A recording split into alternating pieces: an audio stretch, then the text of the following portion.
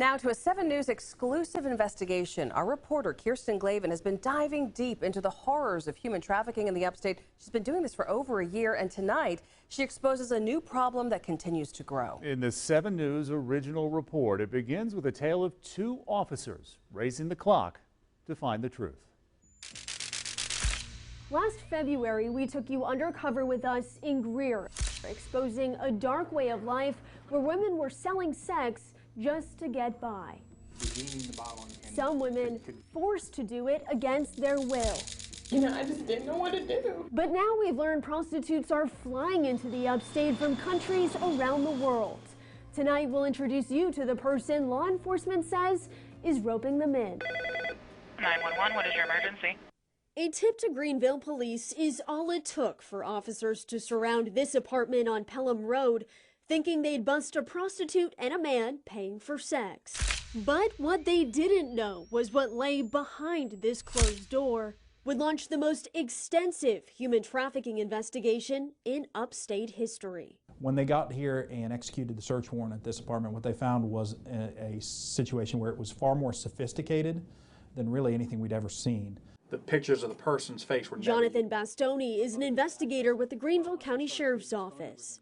Police gave him a call in 2017 after he says they found themselves standing inside what appeared to be a highly sophisticated brothel. This was an apartment that was set up specifically for commercial sex. Bastoni says they found mints in a waiting area and beds without sheets, strictly for business. Poker chips were marked with numbers indicating how long someone had paid for sex. QV, meaning quick visit. It wasn't long before the Department of Homeland Security got a phone call. We start going through the closets. We see everything that you would need. There are condoms there. There are feminine products there.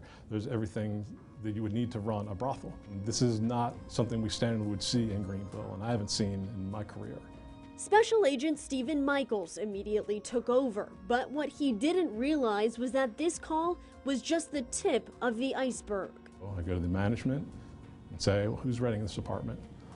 I get that information, and the investigation just takes off from there. The name they found on that lease is Oriana Martinez, a Greenville County resident born in the Dominican Republic who moved to the Upstate from New York. Bastoni and Michael say they found more than $100,000 cash had been deposited into her bank account over the previous 6 months. But a lot of that was also being transferred out across the country. There was an enormous amount of money being funneled through this criminal enterprise all over the place. At one point, we had a break-in investigation where I was able to get a hold of Ms. Martinez's cell phone. And that's when the investigation really blew up. After searching Martinez's phone number in a database, investigators say they found it linked to more than 80 commercial sex ads across the country, from New York to Miami, Baltimore, and even Canada. Several pictures, she would post the pictures. And the women in the scandalous photos all had something in common. When I look at her cell phone, I saw that she was using a texting app, and we saw women from all around the world texting her for time in her apartments here in Greenville. Investigators say the women Martinez was advertising were from the Dominican Republic, Colombia, and other Central and South American countries. According to Michaels, they were groomed to work in commercial sex and entered the States on 6-month travel visas, being flown to major cities as part of an international human trafficking ring. Michaels says screenshots of flight itineraries on Martinez's phone indicated she was helping them book flights on commercial airlines to come here to South Carolina. Investigators say Oriana Martinez would help fly these female prostitutes into the Upstate here at the Greenville-Spartanburg International Airport. She'd do everything from monitor their flight times to arrange for someone to pick them up. According to Bastoni, 4 women would come to the Upstate at a time and prostitute for 2 weeks. 1 week in Greenville and 1 in Spartanburg, hiding in brothels Martinez had set up.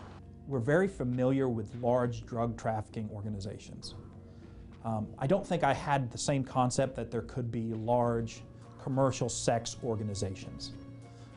where you had networks of people that were interconnected, that knew to call this person and that person, that knew to transport women from one state to the next state in the same way. While Bastoni says some women prostituted willingly, hoping to make money for family back home, others got stuck in this ring and wanted out. He says investigators, through a translator, were able to help 4 women total.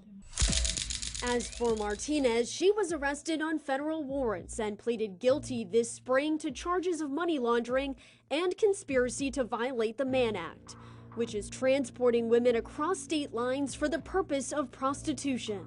Martinez declined an interview with 7 News, only saying any publicity is good publicity.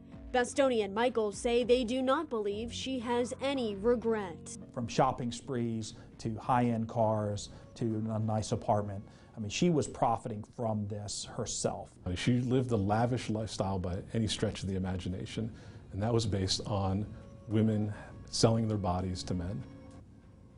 And I don't think she's fully grasped that concept, and I don't know if she ever will. Martinez will appear in Spartanburg Federal Court to be sentenced by a judge.